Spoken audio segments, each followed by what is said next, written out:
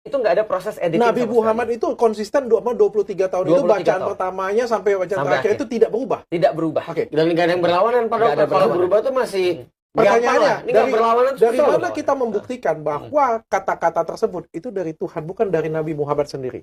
Betul. Assalamualaikum warahmatullahi wabarakatuh. Masih kembali di channel terbaru saya. Terima kasih kepada teman-teman masih setia menonton dan dukung menyaksikan konten dari channel ini. Tentunya kita sudah mendengarkan bagaimana cuplikan videonya. Ada satu pertanyaan yang cukup menarik ditanyakan Dr. Richard Lee kepada Ustadz Felix Xiao. Apa yang membuktikan Al-Quran ini betul-betul firman Tuhan, bukan perkataan dari Nabi Muhammad SAW? Dan ini dijawab Ustadz Felix Xiao dengan sangat serius.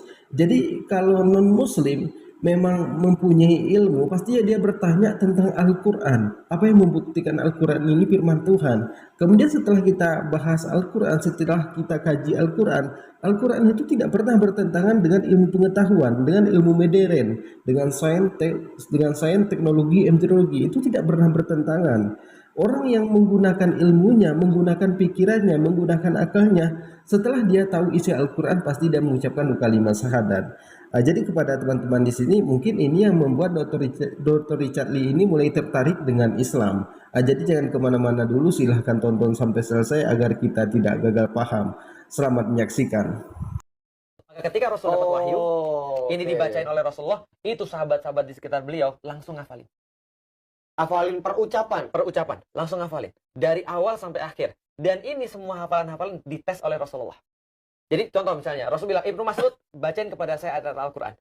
Ibnu Mas'ud baca, lalu kemudian Rasul bilang, yang ini ditaruh sebelum ini, yang ini ditaruh setelah ini, yang ini ditaruh setelah ini ditaruh di sini. Yang ini bacanya begini. Itu yang diajari. Rasul nanti kemudian akan terima wahyu lagi, ngajarin lagi pada para sahabat. Ibnu Abbas lain lagi. Dia sekali turun satu ayat, satu surat langsung hafal semua. Satu-satu ya berarti, bukan sekaligus Enggak. Satu buku gitu ya? satu buku, enggak ya? 23 tahun.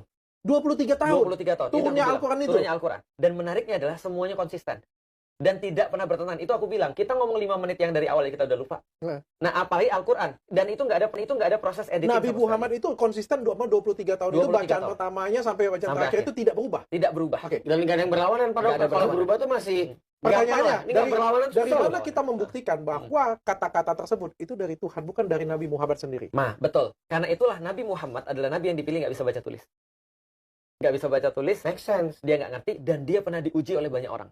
Suatu waktu ketika orang-orang Quraisy, ketika dapat kemudian Nabi Muhammad baca Al-Quran, mereka bilang, ini indah, jelas luar biasa indah. Kita juga akui. Bahkan mereka 3 malam nungguin Rasulullah baca Quran di rumah beliau. Sampai dengerin dari Isya sampai subuh. Itu dengerin Rasulullah baca Quran. Nah, suatu waktu karena mereka saking penasaran, bisa nggak kita habisin ini orang nih? Tapi dengan cara pemikiran dulu. Gimana caranya? Dia datengin orang-orang Nasrani, lalu nanya, gimana cara kita membuktikan Nabi palsu? Maka orang Nasrani dan Yahudi ini mengatakan pada mereka, gini caranya. Tanya dia tentang siapa Ashabul Kahfi. Orang-orang yang masuk ke dalam gua. Tanya dia tentang Zulkarnain itu siapa. Tanya dia tentang satu lagi ruh. Ketika ditanya, Rasul nggak bisa jawab. Dan Rasul bilang, insya Allah, besok nanti aku jelasin. Ternyata nggak dijelasin. Baru muncul setelah 2 pekan kemudian, baru kemudian muncul Suratul Kahfi untuk menjelaskan pertanyaan itu tadi. Tapi itu kan belum membuktikan bahwa itu benar-benar dari Tuhan. Iya, bagi orang-orang yang non-Arab ya. Bagi orang-orang Arab, mereka sangat yakin bahwa itu dari Tuhan.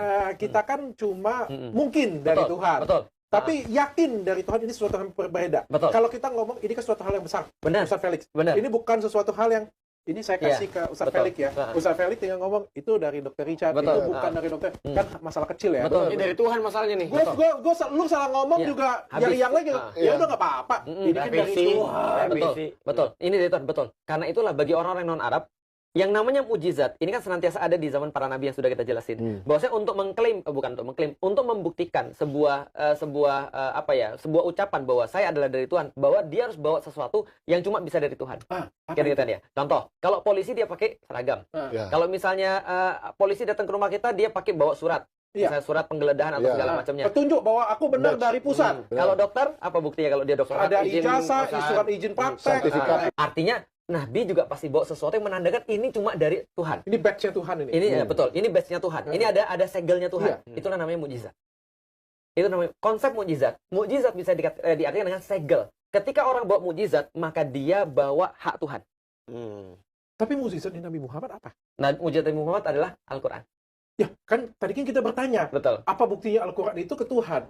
mukjizatnya juga Al-Quran. Keren Tadi banget. dijelasin Pak Dokter, gue udah nyimak dikit nih. Nah, keren banget. Nabi Keren Muhammad banget. itu nggak bisa baca tulis, gimana tiba-tiba baca tulis, dapat kayak gini. tiba-tiba dapat kayak gini, yang udah dicoba diverifikasi. Mm-mm. Ibaratkan gini lah kalau kita analogikan sekarang. Misalnya Nabi Muhammad hidup zaman sekarang ya, dia nggak ngerti IT. Ya. Iya. IT kan eksklusif. Betul. Kalau dia bikin app kan orang puyeng. Ya, jadi mukjizat Nabi Muhammad itu adalah Al-Quran. Ada mukjizat yang lain, tapi main mukjizatnya adalah Al-Quran. Nah, maka kalau gitu kita lihat, betul dok. Kalau seandainya ini adalah kemudian Al-Quran harus membuktikan dirinya sendiri, itulah konsepnya. Maka di dalam Al-Quran, pembahasan Ramadan itu adalah syahrul Ramadan alladzi unzila fihil Quran, diturunkan di dalamnya Al-Quran, huda linnas, petunjuk bagi manusia, wa bayyinatin minal huda, dan dia menjelaskan sendiri bahwa dia itu adalah petunjuk.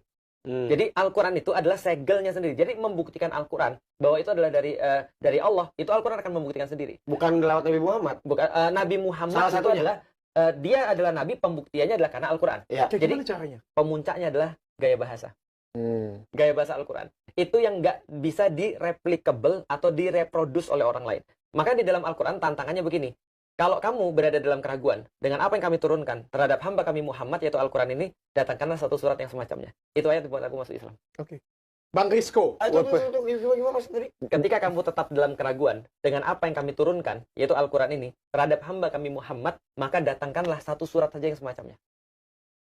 Alhamdulillah kita sudah mendengarkan bagaimana jawaban dari Ustadz Pele. Mudah-mudahan pertanyaan Dr. Richard Lee ini terjawab. Jadi kepada teman-teman di sini, banyak memang yang mempertanyakan tentang kebenaran Al-Quran. Tapi ada juga yang mengatakan bahwa Al-Quran ini hanyalah karangan Nabi Muhammad SAW. Biasanya seperti itu misionaris di Kristen. Jadi mereka itu sengaja memfitnah Al-Quran ini. Jadi kepada teman-teman di sini, kalau apa yang membuktikan Al-Quran itu betul-betul dari firman Tuhan, itu sebenarnya kalau dia zaman sekarang ini tidak susah untuk membuktikannya. Jadi cek saja apakah Al-Quran ini bertentangan dengan ilmu pengetahuan atau tidak. Kalau memang Al-Quran ini bertentangan dengan ilmu pengetahuan, itu berarti karangan Nabi Muhammad. Tapi setelah dicek isinya, Al-Quran ini tidak bertentangan dengan ilmu pengetahuan, dengan sains, teknologi, embriologi, dengan ilmu modern. Di mana kebenaran Al-Quran akhir-akhir ini banyak ditemukan. 80% kebenaran Al-Quran sudah ditemukan. Lalu bagaimana dengan 20%-nya? Lagi dalam penelitian ke tahap selanjutnya. Nah, jadi sekarang ini tentang jari jemari, tentang sungai di bawah laut, tentang air laut yang tidak dapat bercampur, tentang rahim, tentang manusia diciptakan. Itu kan semuanya sudah diterangkan di dalam Al-Quran. Dan itu tidak bertentangan dengan ilmu pengetahuan. Jadi kalau muncul-muncul ayat perang itu bagaimana? Ayat perang itu dijelaskan ketika bagaimana dengan perang di zaman dulu. Kemudian orang itu mengatakan bahwa agama Islam itu agama perang. Dari mana jalannya? Jadi kepada teman-teman di sini kita doakan agar istri Dr. Richard Lee juga bisa mengucapkan 2 kalimat syahadat beserta keluarganya. Jadi mungkin cukup sekian. Assalamualaikum warahmatullahi wabarakatuh.